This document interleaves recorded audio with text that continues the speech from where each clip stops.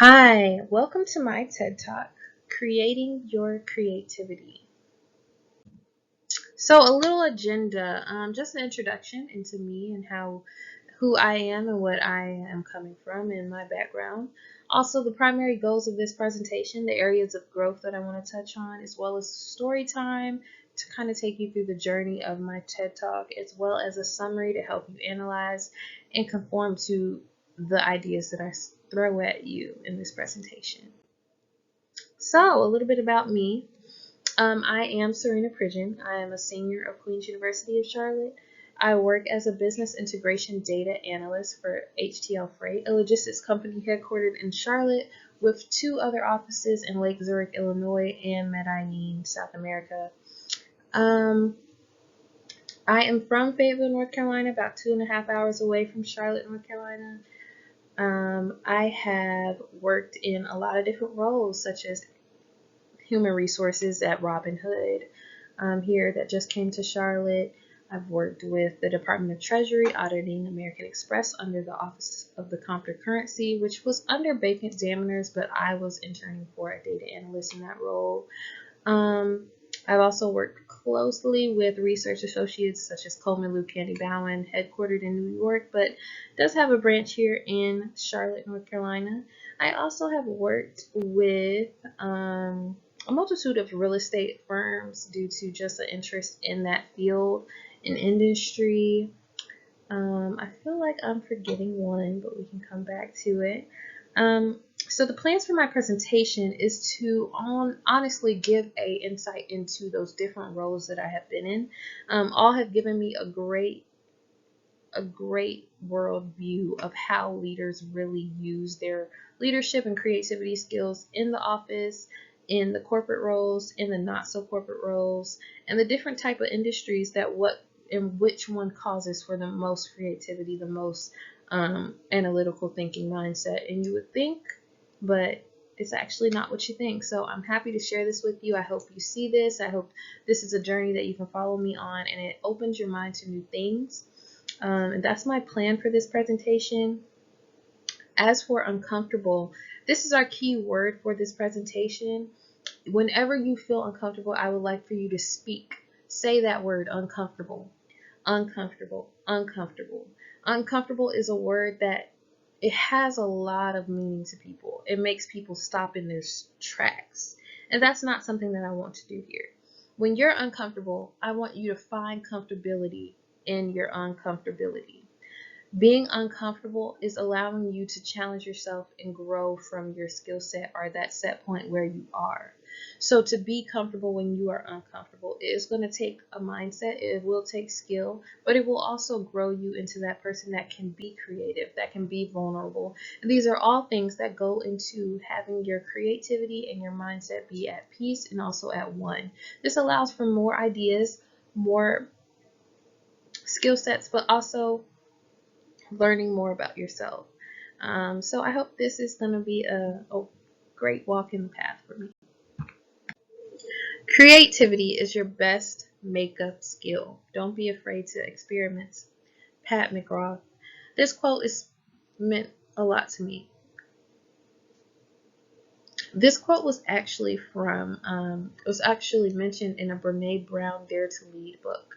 And Brene Brown went into speaking about how vulnerability can conform not only a situation but a person to a better standpoint. Although people find themselves being in an uncomfortable spot when they are vulnerable, this allows them to open up, show those human emotion skills, and also just sympathies for other people to get that connection, to get that open-minded visibility on all ends in a situation where a lot of times you are not able to think that way because you're uncomfortable. But finding your comfortability in being uncomfortable is usually from finding ways to always place yourself in vulnerable situations. It's okay to be vulnerable. It's okay to hear no. It's okay to get an F. It's okay to hear something that you do not want to hear. But you have to be able to not conform to that person or what they're saying, if it's negative or positive or what that may be. But you have to be able to experiment your creativity, to let it flow. And makeup is a great way to show this the similarity in creativity, showing how makeup can show up a path, but also it can cover a face as well. Just as creativity holds the features and the components to showcase a whole runway show, but also it has the ability to shut someone down. And this creativity, you have to be uncomfortable to unmask it completely. And I think this was a great way to showcase how makeup and not being able to experiment can often lead to you not being able to being creative and seeing insight into what you want the overall goal to be. And creativity is something that you have to work towards. And we're going to get into how this is going to help you see what uncomfortable, vulnerability, and all these different components make of creativity. So, my primary goals: hacking your creativity.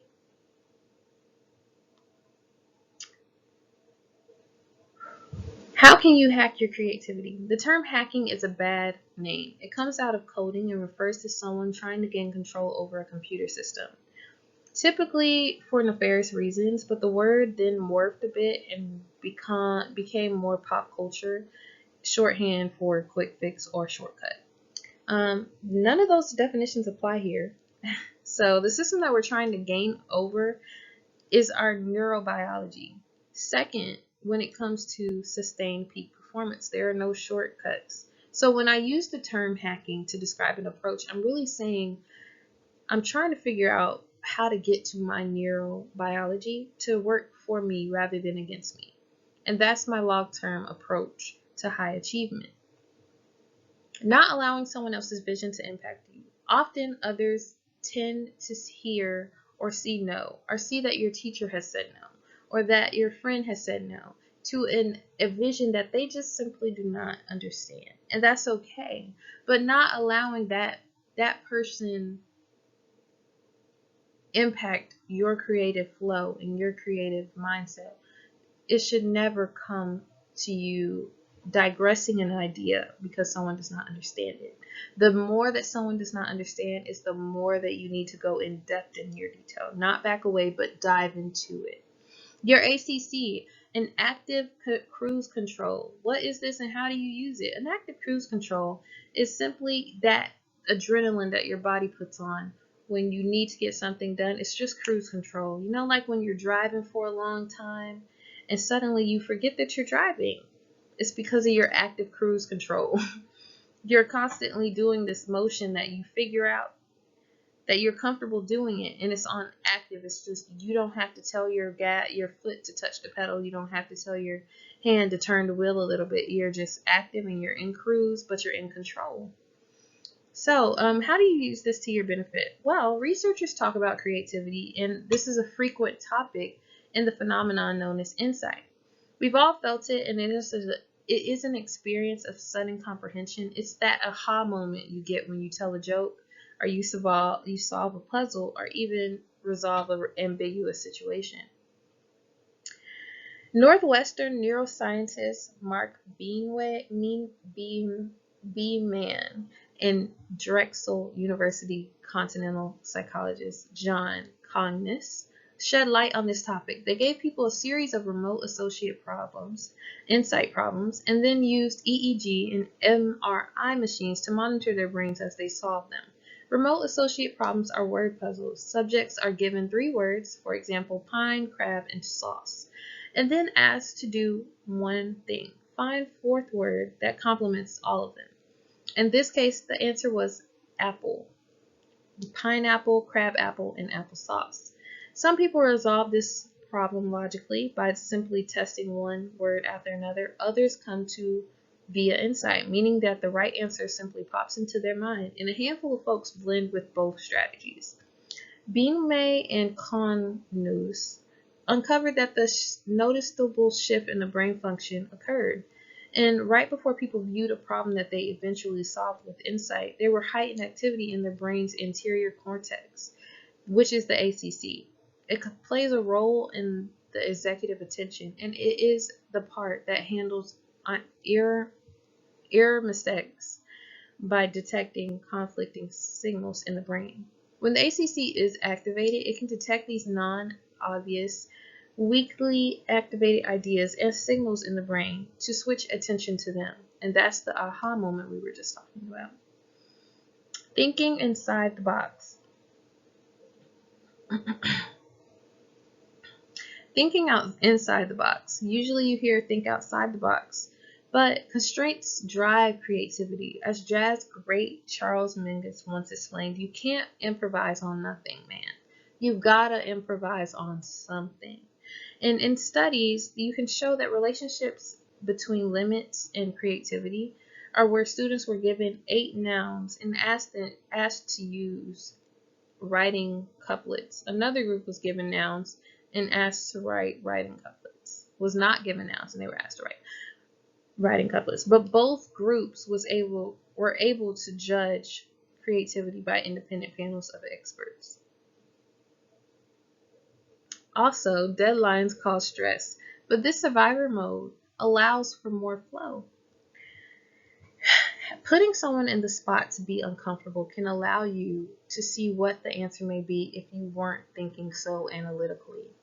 You're thinking just to get to an answer at a specific point in time, your creativity will flow. And deadlines do cause stress, but they do push through an adrenaline that I think in a lot of cases students have, but also everyday jobs. When you have things that aspire in jobs, for example, in my work, there can be any type of day where we have an issue with the customer and there has to be an answer quickly. We have to make this work quickly. And so that adrenaline that comes into us, we have to make the answer, we have to communicate. This is going to allow us to put our creative hats on and understand what we need to say, how we're going to say it, and when we need to deliver it is the final step. So that equation leading up to that due date is going to be an equation of creativity and what needs to happen that's going to equal the due date. And although there is stress behind the due date, it will work out. All right, so areas of growth. For one, gratitude. Gratitude trains your brain to focus on something positive, altering its normally negative bias information filtering tendencies. This impacts mood. Instead of being negative, the positive is often a refreshing different side of what you're not used to. And gratitude feeds networks with a more raw material, and it's the good mood that results in giving a default mode to a network of a better shot at using material to make something startling new. Mindfulness. Mindfulness teaches the brain to be calm and focused and non-reactive and amplify executive attentions. But it also puts a little space between thought and feeling and gives ACC more time to be more considered, but also able to far-flung possibilities. Exercise. Exercise lowers your stress levels and flushes cortisol from the body while increasing feel-good neurochemicals such as serotonin, endorphins, and dopamine. This lowers anxiety, arguments are good mood, and amps up the ACC ability to detect more remote possibilities. A good night's rest. I don't think I need to say much about this, but it provides additional benefits and increase your energy levels, and it provides amplified creativity. Moreover, sleep is the most critical incubation period of all time. When we sleep, the brain has no time to find hiding sorts of hidden connections between ideas. This is important. Gratitude, mindfulness, exercise, sleep are non-negotiables for sustained peak performance. The non-negotiable part is key. When life gets complicated, these 4 practices are often what we remove from our schedule. But when life gets complicated, lean into the practices instead of getting the creativity needed to untangle the complicated.